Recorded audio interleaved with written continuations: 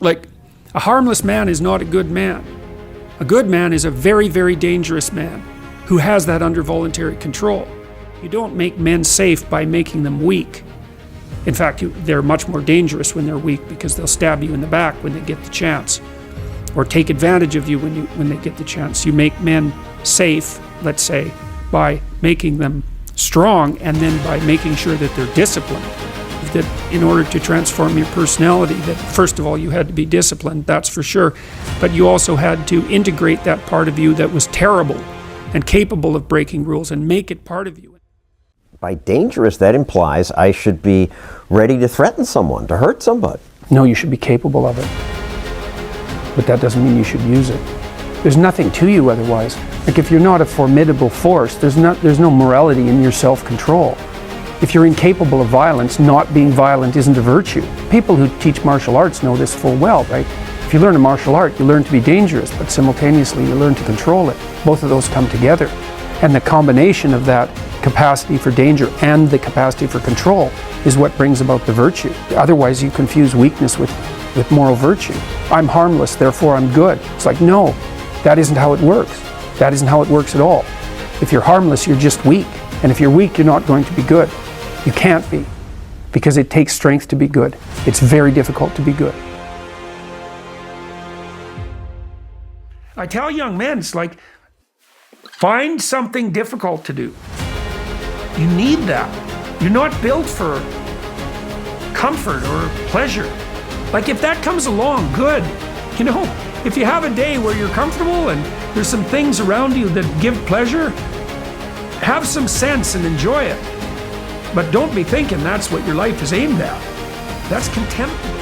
I don't care what you're going to do, but go out there and make something of yourself, for God's sake. Be an honest person and work and get to the top of whatever it is that you want to get to the top of. You know, and stand up for yourself like a respectable human being and be a bit of a light on the world instead of a blight. You know? And you can tell young people that, and they haven't been told that by anyone now. And so the young men are so hungry for that it's painful to watch. They're so relieved when someone finally comes up and says, hey, you know, you get your act together a bit, discipline yourself, see if you can learn to tell the truth, concentrate on something for a year or two, you could be a bloody world beater. They think, really? That's possible? Wow, that would be interesting. That might make life worth living. It's like, yeah, it might. So why don't you go do it? And the question is, well, what are you leaving out if you're leaving out responsibility? And the answer might be, well, maybe you're leaving out the meaning of life. That's what it looks like to me. It's like, here you are, suffering away. What makes it worthwhile? Rights? You know, you have no idea what it's almost impossible to describe how bad an idea that is. Responsibility. That's what gives life meaning. It's like, lift a load.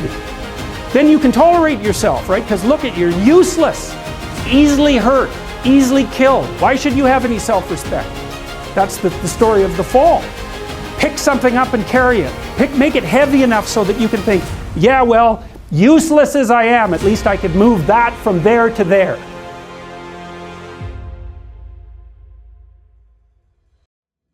And it's partly because we're social animals, right? It's like we're evolved to be useful to the people around us because they're much more likely to let us live if we're like that. Yes. So, and it's been very fun especially talking to young men about this. It's like, well, and that's the other thing too, is I think the world is full of darkness, let's say. And we could say each of us have a little bit of light. And if we release that light, if we let it shine properly, Christ, it's too cliched to go on with in some sense, but the world is a lesser place if you do not reveal from within yourself what you have to reveal. And the fact that the world is a lesser place actually turns out not to be trivial. Like, if you aren't everything you could be, more people will die, more people will suffer, more evil will be unconstrained, more tyranny will reign, more chaos will remain chaotic and dangerous, all of that.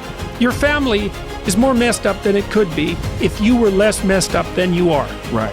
So if you just got your act together, like 10% more, your family would be 1% better. Right. It's like, well, do it. And that would ripple off into the people that they interact Yes, with. and it ripples fast. Yes. That's the other thing that's so cool. This is why I've been telling people, well, clean up your room. It's like, well, your room is actually networked too. It's not that easy to clean up your room, to set it. So you want your room to be set up so that when you walk in there, it tells you to be better than you generally are.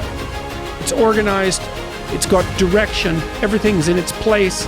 You try to do that in a chaotic household. Like everything around you is full of potential. Everything.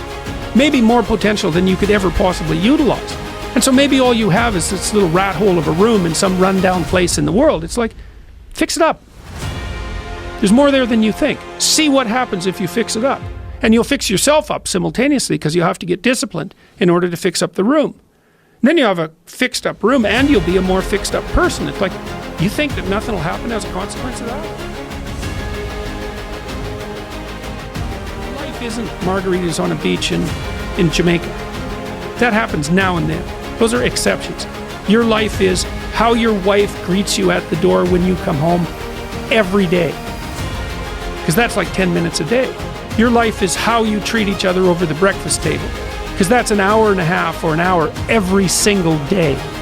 You get those mundane things right, those things you do every day. You concentrate on them and you make them pristine. It's like you got 80% of your life put together.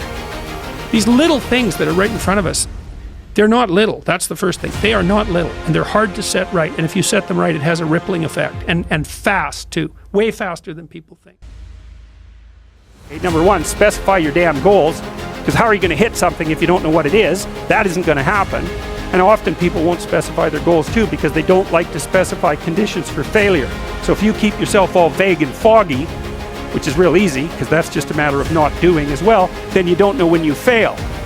And people might say, well, I really don't want to know when I fail because that's painful. So I'll keep myself blind about when I fail. That's fine, except you'll fail all the time then. You just won't know it until you've failed so badly that you're done. And that can easily happen by the time you're 40. So I would recommend that you don't let that happen. So that's willful blindness, right? You could have known, but you chose not to. Okay, so once you get your goal structure set up, you think, okay, if I could have this life, looks like that might be worth living, despite the fact that it's going to be, anxiety provoking and threatening, and there's going to be some suffering and loss involved and all of that. Well, I think the deck is stacked against everyone to some degree because life is very difficult and we all die. So, but some people do have it harder than others. And all of us have it very hard at some times in our lives. It's like, well, what's the alternative? You take responsibility for that and try to struggle uphill because the alternative makes everything worse. It's not like it's fair. I know perfectly well that people have brutal lives. I've been a psychotherapist for 20 years. I've seen things you can't imagine, horror shows that you can't fathom, and people who have been hurt in so many ways, so many dimensions. It's like, bitter? Should they be bitter? Should they be resentful? Should they become violent? These things don't help. They have to struggle uphill despite their excess burden. And it's responsibility, not guilt. It's not necessarily their fault. That's not the point.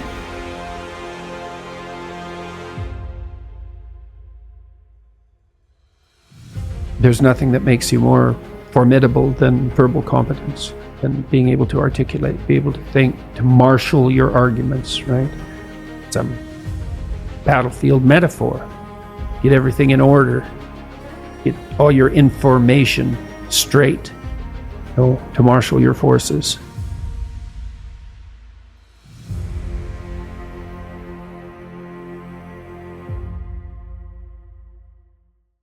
Some people just die, and horribly. Yeah, life's rough, no doubt about it. And if good luck comes your way, then you should be grateful for it. And if happiness manages to manifest itself, you should be grateful for that too.